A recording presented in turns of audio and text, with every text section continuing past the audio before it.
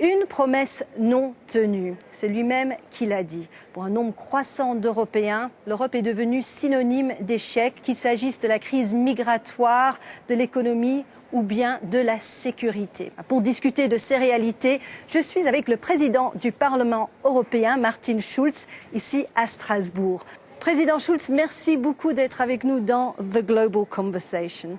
Avec plaisir. Dans cette interview, je vais vous demander de nous parler franchement sur l'état de l'Europe, parce que nous sommes tous inquiets. Et il semblerait que nous assistons à un suicide lent et pénible lorsqu'on observe l'Europe en ce moment. Mais atteignons-nous le point du non-retour ? Votre description est absolument justifiée. Nous sommes dans un état lamentable à l'intérieur de l'Union européenne. Il y a les forces centrifugales qui gagnent des élections, des référendums. Si on met l'Europe et l'intégration européenne en cause par principe, on joue avec le sort de la prochaine génération parce que le XXIe siècle est un siècle de la coopération, compétition des régions mondiales et pas des petits pays comme mon pays, l'Allemagne, 80 millions d'habitants, mais par rapport à la Chine, 1,4 milliard d'habitants. Comment survivre dans ce XXIe siècle seul? Ceux qui nous racontent qu'il faut mettre fin à l'Europe et renationaliser jouent avec la sécurité et le futur de toute une génération. Vous avez parlé d'intégration. Un des gros dossiers en ce moment, c'est bien sûr le dossier du Brexit. Pensez-vous que ça soit vraiment possible que la Grande-Bretagne décide de quitter l'Union européenne? C'est bien possible. On voit les sondages, c'est coude à coude. Donc j'espère que ça n'aura pas lieu, mais il n'est pas exclu. Mais le départ de la Grande-Bretagne de l'Union européenne sera un désastre pour l'Union comme pour la Grande-Bretagne. Finalement, la Grande-Bretagne n'est pas vraiment un membre qui respecte les règles, selon certains, qui ne veut pas plus d'intégration. Pourquoi voulez-vous la Grande-Bretagne dans l'Union? C'est un pays G7, une puissance de veto, membre permanent du Conseil de sécurité. C'est la deuxième économie de l'Union européenne dans les marchés intérieurs. La Grande-Bretagne, nous en avons besoin. Il faut faire avec alors. Oui. La Grande-Bretagne, à l'autre côté, doit comprendre qu'elle est un pays G7 parce qu'elle est la deuxième économie en Europe. Et elle est la deuxième économie en Europe parce qu'elle est membre intégré dans les marchés intérieurs. Ça veut dire rompre avec ça, réduire l'importance, l'influence et la puissance économique de la Grande-Bretagne. Alors vous serez prêt à faire encore des compromis pour la Grande-Bretagne? Je crois qu'on a négocié avec la Grande-Bretagne un paquet sur lequel les Britanniques vont maintenant voter. Alors ce message de quelques-uns, il faut voter non pour avoir un better deal, un meilleur accord, ça n'aura pas lieu. On a maintenant un accord, c'est maintenant aux Britanniques de dire oui ou non. Alors nous avons demandé à nos internautes de nous envoyer des questions pour cette interview. Armin demande, si la Grande-Bretagne décide de quitter l'UE le 23 juin, quel sera le principal défi à relever après son départ? Je crois que la zone euro doit tout de suite réagir parce que nous avons dans la zone euro 19 États membres, une monnaie unique, mais nous avons 19 différentes politiques économiques, du travail, des taxes, des impôts. Il faut que nous mettons ordre dans la zone euro. Donc, si la Grande-Bretagne quitte ou s'il reste, de toute façon, je crois que la zone euro doit approfondir la coopération politique. Le plan d'action, il est prêt pour son départ? Malheureusement, non. Je crois qu'un problème de la zone euro est ce déséquilibre macroéconomique, comme nous l'appelons avec ce terme technique. Ça veut dire le développement très hétérogène au sein de la zone euro. Il faut en mettre fin si la Grande-Bretagne reste ou quitte. Mais je crois au moment du départ, il y a un moment où le reste, les autres en Europe, doivent se rendre compte. C'est maintenant le moment d'agir. De toute façon, je crois, après le 23 juin, il faut qu'on discute sur la future structure de l'Union européenne. Et le divorce à l'amiable, serait-il possible? Le divorce est toujours très difficile. Je crois que spéculer sur ce qui se passe après le 23, c'est trop tôt. Ce que je souhaite, c'est qu'on ne discute pas sur ça, qu'on convainque la majorité des Britanniques de voter pour rester parce que c'est un win-win situation. Sortir, c'est une situation où tout le monde va perdre. Passons du Brexit au Grexit. La Grèce est à la une de la presse quasiment tout le temps ces jours-ci. Pensez-vous que les nouveaux sacrifices que nous demandent les créanciers pour la Grèce seront-ils suffisants pour sortir la Grèce de sa crise et la garder dans l'Union européenne? Trois réponses très brèves. Premièrement, lundi, on a, à mes yeux, trouvé un bon chemin pour résoudre les problèmes actuels. Deux, je crois qu'on a besoin d'un aménagement de la dette. C'est pour la première fois qu'on a discuté ça. À l'encontre de la Commission et l'Allemagne qui Non, la Commission n'est pas réticente là, de le débattre et même l'Allemagne a accepté le débat. Moi, j'appartiens à un parti qui est au gouvernement. En Allemagne, nous sommes tout à fait pour un tel débat et le ministre des Finances allemand n'a pas le refusé. Et trois, il faut mettre fin à cette pensée qu'on pourrait encore demander d'autres sacrifices. On ne peut plus réduire les salaires, on ne peut plus réduire les pensions, les retraites en Grèce. Ce qu'on a besoin, c'est une reconnaissance que la Grèce, 2015, a fait un surplus dans son budget primaire. C'est-à-dire les sacrifices qu'on a demandés des Grecs créent maintenant des résultats positifs. Vous pensez que les Grecs ont été poussés trop loin avec les mesures d'austérité? Vous savez certainement très bien que j'étais jamais quelqu'un qui a soutenu ces mesures d'austérité. Assainir un budget, aménagement de la dette souveraine, c'est nécessaire. Mais sans croissance et l'emploi qui augmente le côté revenu d'un budget, on ne va jamais assainir à long terme un budget. Mais alors que la Grèce se bat contre ses forces économiques pour sauver son économie, elle est aussi en première ligne lorsqu'il s'agit de la crise des réfugiés. Alors je voudrais parler de l'accord entre l'UE et la Turquie. Et là, nous avons une question de Nico Kulik, bien détaillée et bien précise. Qu'allez-vous sacrifier pour cet accord avec la Turquie? Allez-vous fermer les yeux sur les violations des droits de l'homme ou au contraire faire pression sur la Turquie pour qu'elle les respecte, même si ça conduit à un échec de l'accord? Mais ce que j'ai fait la semaine dernière, c'était j'ai arrêté le projet pour la libéralisation des visas qui était soumis au Parlement par la Commission parce que la Turquie n'a pas du tout accompli les 72 mesures demandées. Parmi ces mesures, une réforme du paragraphe antiterroriste, une réforme de la protection des données. Donc exactement ce que le monsieur a mentionné. Si la Turquie continue sur cette route, de dire on ne réforme pas la loi antiterroriste, on ne va pas commencer les délibérations ici sur la libéralisation des visas. Alors, que pensez-vous du président Erdogan lorsqu'il vous a dit nous irons de notre côté, vous de l'autre? C'est un partenaire fiable à long terme, parce que finalement, vous en avez besoin si vous en êtes là. Nous sommes des partenaires qui ont besoin de coopération mutuelle. Moi, je ne m'imagine pas que M. Erdogan veut sortir de cette coopération. Nous sommes prêts de coopérer, mais la Turquie a promis de faire des réformes pour que nous commençons avec notre partie de l'accord. Vous allez attendre les mesures concrètes? Au-delà du fait que la Turquie l'avait promis, il dit maintenant non, nous arrêtons. C'est une situation nouvelle. Il faut donc discuter pourquoi. Mais si la Turquie ne présente pas ces réformes, nous ne pouvons pas légiférer ici au Parlement européen. Donc, de toute façon, si M. Erdogan considère l'accord comme suspendu, c'est ce que je ne crois pas.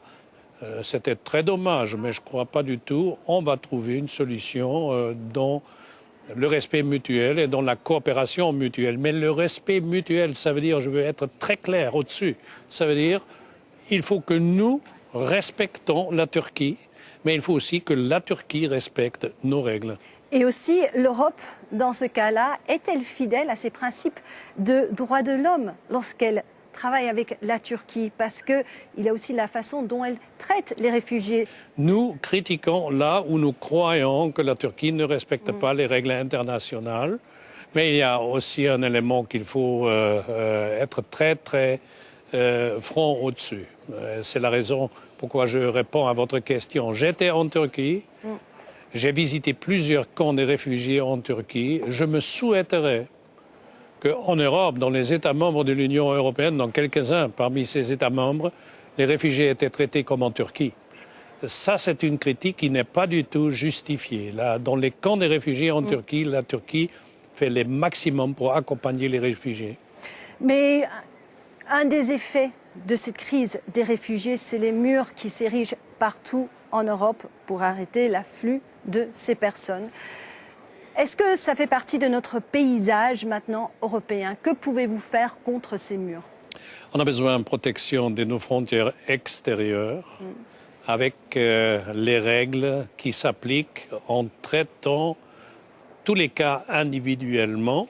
Et ensuite, on a besoin d'un système de relocalisation parmi les 28 États membres de l'Union européenne. Mais voyons l'état actuel des choses. Non, attendez, c'est absolument pas l'état que nous avons. Si vous avez 1 million de réfugiés et vous les répartiez parmi les 28 États membres et 500 millions d'habitants, ça pose aucun problème. Ça, c'était le plan A qui n'a pas fonctionné. Pourquoi? Parce que la majorité des États membres ne participent pas à la relocalisation. Pour ces États qui participent, comme l'Allemagne, comme la Grèce, comme l'Italie, ça pose pour eux problème. Alors la question n'est pas l'Europe, la question est le nationalisme de quelques gouvernements nationaux. Et je reviens à votre première question. Ça, c'est exactement ce qui mène l'Europe dans la crise. Et que quelques gouvernements qui ne participent pas à la relocalisation, qui posent le problème par leur action nationaliste, ensuite disent l'Europe est incapable de résoudre la crise migratoire. C'est un cynisme qui est sans précédent.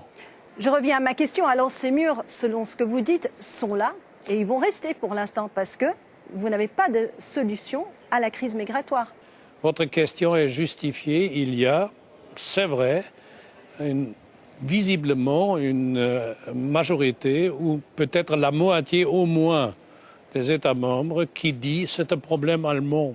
Nous n'avons rien à faire avec ça. Et ça, c'est lamentable parce que le prix est ni payé par vous ni par moi, c'est payé par les réfugiés. Alors vous avez mentionné ces forces eurosceptiques. Nous avons parlé du paysage européen. Maintenant, vous devez faire avec, vous devez travailler avec ces forces eurosceptiques parce qu'ils font maintenant partie du paysage traditionnel politique maintenant. Comment travailler avec eux? Non, traditionnel, non. Je crois pas qu'ils... Ils ont quitté les marges et maintenant ils font vraiment partie de... Oui, mais ce n'est pas la tradition européenne d'être xénophobe, raciste, anti-européen. Est-ce que ça le devient? Ils sont très audibles, ils font de bruit, beaucoup, mais ils ne représentent pas du tout la majorité. Vous avez quand même aussi ici au Parlement européen 650 députés, 650, je répète le chiffre, qui sont pro-européens. Ça veut dire la écrasante majorité est pro-européen. Et je refuse avec tous mes moyens que ceux qui font le plus grand bruit sont pris comme la majorité. Mais on a aussi des partis eurosceptiques qui gagnent des élections en Europe. Non, ils ne gagnent pas des élections. Mais vous vous inquiétez pour ces chiffres, ce sont des chiffres croissants, ce sont des chiffres... Transformer ces chiffres dans la majorité, c'est faux. Il est préoccupant qu'ils ont un tel chiffre d'électorat. Et si on laisse le créneau ouvert pour ceux qui font le plus grand bruit, ça veut dire si la majorité silencieuse ne se mobilise pas, là vous avez raison, ils vont finalement arriver où ils veulent, gouverner les pays. Donc ma stratégie est tout d'abord dire vous n'êtes pas la majorité et deuxièmement mobiliser la majorité contre eux. Toutes ces crises sont liées. Est-ce que le terrorisme dit d'origine intérieure où les citoyens européens se retournent contre les leurs serait une représentation physique d'un des plus graves échecs de l'Europe? Pourquoi c'est un échec de l'Europe? Parce que c'est des citoyens européens qui se tournent contre leurs co-citoyens.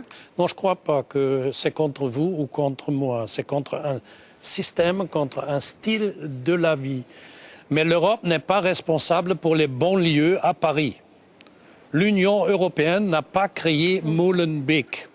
Alors, il se tourne peut-être contre notre modèle de la vie européenne. Par ailleurs, Marine Le Pen fait la même chose. Elle dénie notre modèle européen. Il n'y a pas seulement ces gens qui sont contre l'Europe. On ne peut pas dire tout ce qui fonctionne en Europe, c'est le gouvernement dans la capitale nationale. Ce qui ne fonctionne pas, c'est l'Europe. Non, ce n'est pas un échec de l'Union européenne, mais peut-être une attaque contre la société européenne. Là, je partage votre opinion. Mais encore une fois, cette société européenne est menacée des différents côtés. Et nous venons de fêter la journée de l'Europe. C'est devenu un gros mot pour certains. Georges Cozy pose cette question. Pourquoi faites-vous, les dirigeants européens, un si mauvais travail de communication sur les bonnes choses qu'apporte l'UE? Je ne comprends pas la question. Je travaille du matin jusqu'au soir pour passer mon message constructif en Europe. Et pourquoi votre message n'est pas entendu? Je ne sais pas, je ne peux pas vous répondre à ça. C'est une question qui je trouve absolument injustifiée, parce que mon message, c'est au moins mon sentiment, est reçu. Pourquoi vos arguments ne sont pas entendus? Encore une fois, je ne peux pas vous répondre à cette question, parce que je crois que cette question ne touche pas au noyau de problème. Le noyau dur de problème, c'est que l'Union européenne n'est pas un État fédéral, où la Commission est un gouvernement fédéral et moi, le président du Parlement fédéral. Nous sommes une association, une union des États souverains, avec des gouvernements nationaux. Et les gouvernements nationaux, soit en France, soit en Grande-Bretagne est très spécialisée, ou en Allemagne, ou en Italie, ont toujours la même stratégie. En cas de succès, ils disent « c'est nous ». Oui. En cas de l'échec, c'est comme vous-même dans votre question précédente, c'est l'Europe qui est échouée. Alors ça, c'est peut-être le plus grand problème pour passer un message positif, parce que depuis 20 ans, nous avons cette stratégie, le succès est nationalisé, l'échec est européanisé, et ça, c'est peut-être le problème pourquoi on me pose cette question. Alors finalement, passons à notre dernière question, parce que nous avons étudié le futur de l'Europe et votre futur, car vous allez terminer votre mandat, est censé se terminer en janvier 2017. Coïncidence, c'est aussi l'année des élections fédérales en Allemagne. Et Friedel Koch vous demande... Qui? Friedel Koch, notre... Vous le connaissez? Non, non. Êtes-vous prêt à devenir le chancelier allemand? Et je vous ai demandé de parler franchement en début de l'interview, je vous le demande. Tout d'abord, je dois vous faire un compliment parce que j'ai jamais, rarement quelqu'un écouté qui n'est pas allemand, qui prononce le mot « Koch » si précis, parce que c'est très difficile. Donc, je suis élu jusqu'au janvier 2017. Spéculer sur ce qui est en automne 2017. Mais franchement, ma réponse à votre question, écoutez, nous discutons très vivement, c'est mon style, sur les problèmes graves de l'Europe. Je suis un président d'une institution européenne qui a un devoir, sauver ce projet unique dans l'histoire de notre continent. Ma place est là pour sauver ce projet. Pour l'instant, alors ce n'est pas un non. Écoutez, dans la vie politique, vous, comme journaliste, vous le saviez comme Friedel Koch. Dans la vie politique, une semaine aujourd'hui, c'est comme une année dans le passé. Qui sait quoi? Ma place est ici et j'ai travaillé toute ma vie politique dans la politique européenne. Monsieur le Président, merci beaucoup d'avoir été avec nous. Merci à vous. Merci. Okay.